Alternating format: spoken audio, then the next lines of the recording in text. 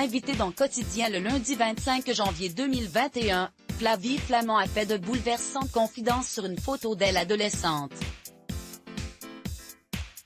Découvrez cette déclaration avec Non-Stop People. Invitée sur le plateau de Quotidien le lundi 25 janvier 2021, Flavie Flament est revenue sur sa volonté d'élever l'âge du consentement à 15 ans.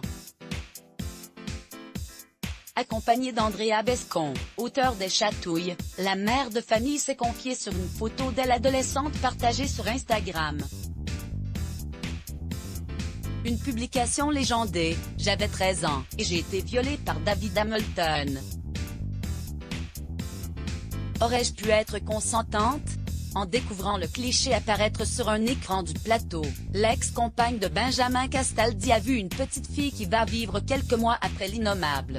Cette petite fille que je n'ai de cesse maintenant d'essayer de défendre et avec laquelle je veux me réconcilier parce que c'est ça aussi la résilience. C'est à un moment donné s'emparer de l'enfant qu'on a eu en soi et qui est là en permanence. C'est qui pleure au fond de nous, a-t-elle poursuivi. Flavie Flament a confié. Parfois je vois cette petite fille et j'ai vraiment envie de la prendre dans mes bras et de lui dire ce que j'aurais aimé que l'on me dise à l'époque. Tout va bien se passer, on va s'occuper de toi, on va te défendre.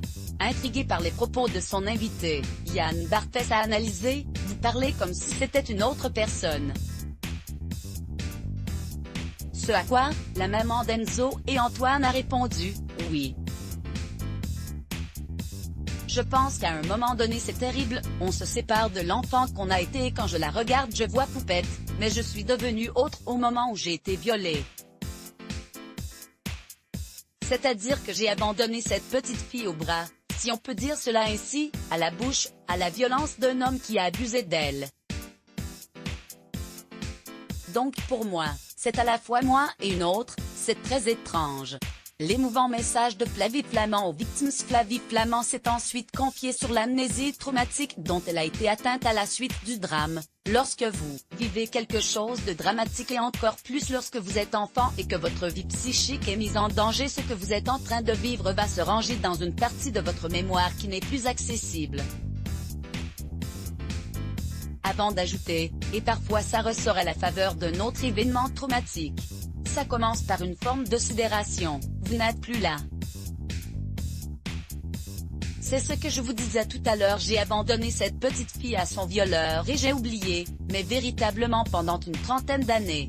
Et un jour ça vous revient dans la gueule avec la même violence que quand vous l'avez vécu, ces souvenirs-là ne sont pas polis par le temps, vous revivez tous les détails, les odeurs, les images dont vous ne comprenez pas l'origine. La présentatrice a conclu avec un conseil émouvant pour les victimes de viol. C'est très difficile parce qu'aujourd'hui il y a une libération de la parole, mais on parle aussi d'injonction à la parole.